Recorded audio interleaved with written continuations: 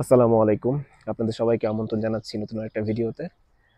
আজকে আমি কথা বলছি আমার ব্যাকইয়ার্ড থেকে।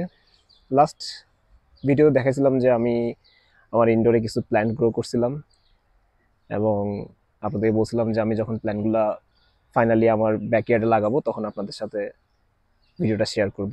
সো আজকে নিয়ে আসলাম সেই ভিডিওটা। মোটামুটি এখানে আপনার গাছ লাগানোর একটা নির্দিষ্ট সময় আছে। আপনি চাইলেই যে কোনো সময় বাইরে গাছটা লাগাইতে পারবেন না। So US department of agriculture পুরো ইউএসএ কে আপনার কয়েকটা জোনে ভাগ করছে।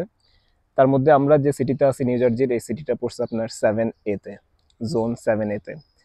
আমাদেরকে গাছ বাইরে লাগানোর আগে কয়েকটা জিনিস খেয়াল রাখতে হবে। তার মধ্যে এই জোনটা একটা ইম্পর্টেন্ট জিনিস, আপনি কখন গাছটা বাইরে লাগাবেন। আর দ্বিতীয় কথা হচ্ছে আপনার লাস্ট ফ্রস্ট ডে কখন হয় সেটা দেখতে হবে। ফ্রস্ট ডে বলতে আপনার উইন্টারের শেষের দিকে আপনার যখন লাস্ট আপনার টেম্পারেচারটা ফ্রিজিং এর নিচে নেমে যায় সেটাকে আমরা লাস্ট ফ্রস্ট ডে বলি। সো মোটামুটি আমাদের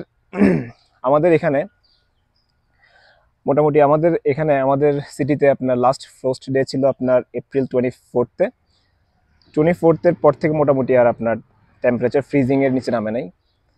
সো আজকের ওয়েদারটা খুবই ভালো। আজকে ওয়েদার আপনার এখানে টেম্পারেচার এখন হাইয়েস্ট ছিল 84 ডিগ্রি ফারেনহাইট আর লোয়েস্ট 51। গাছ বাইরে লাগানোর আগে একটা জিনিস খেয়াল রাখতে হবে যে আপনার টেম্পারেচারটা মিনিমাম কত ডাউন হচ্ছে।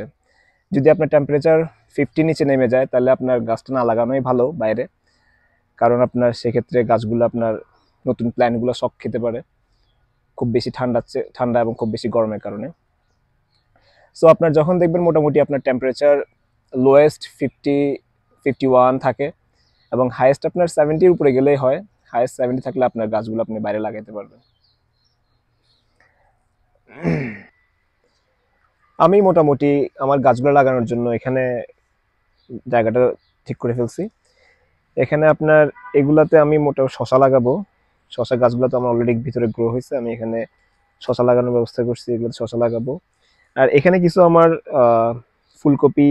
ফুলকপি গাছ আছে, যেগুলো আমি প্রথম একটা জায়গায় অনেকগুলো ফেলছিলাম একসাথে, তারপর যখন এগুলো আস্তে আস্তে বড় হয়েছে আমি ওখান থেকে সেপারেট করে নিয়ে আসছি। আর এই জায়গাটাও আমার রেডি, মোটামুটি আমি এখানে শাক ফেলার জন্য রেডি। এই বেডটাতে আমি ফার্স্ট আমার ফুলকপি বাঁধাকপিগুলো একসাথে ফেলে দিয়েছিলাম, অনেকটা শাক যেভাবে ফেলে ওইভাবে।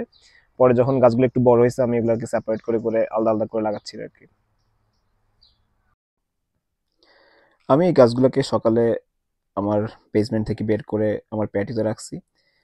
যেটা আপনাদেরকে আমি আগেও বলছিলাম যে গাছগুলো আমরা বের করার পরে সাথে সাথে ফিল্ডে লাগাবো না।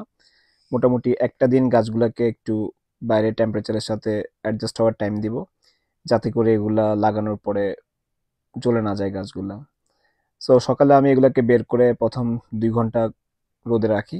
তারপরে আমার প্যাটিওতে একটা শেড আছে, শেডটা টেনে দেই যাতে এগুলো একটু ছায়া থাকতে পারে। এভাবে 2 ঘন্টা রোদ 2 ঘন্টা ছায়া করে করে আমি সারাটা দিন আজকে এগুলো বাইরে রাখছি। সো ফাইনালি আমি এখন বিকেল, ফাইনালি আমি গাছগুলো এখন আমার মাঠে লাগাবো।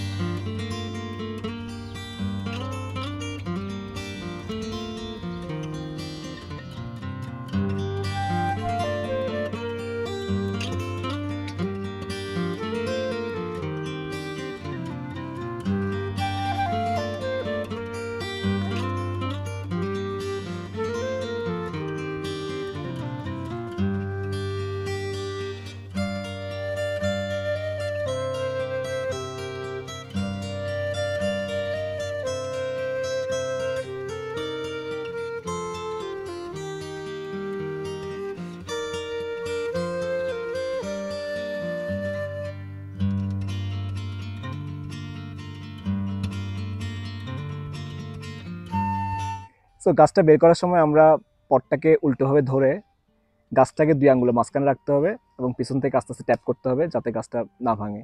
তারপর আস্তে করে এটা বের হয়ে গেলে তারপর এটাকে সুন্দর করে লাগাই দিতে হবে। এতে সময় খেয়াল রাখতে হবে যাতে আপনার বীজ পাতাটা ঢেকে না যায় মাটিতে, আর যে পর্যন্ত পটে মাটি ছিল ওই পর্যন্ত যেন আপনার গ্রাউন্ডে ঢুকে যায় পুরোটা, সেটা খেয়াল রাখতে হবে।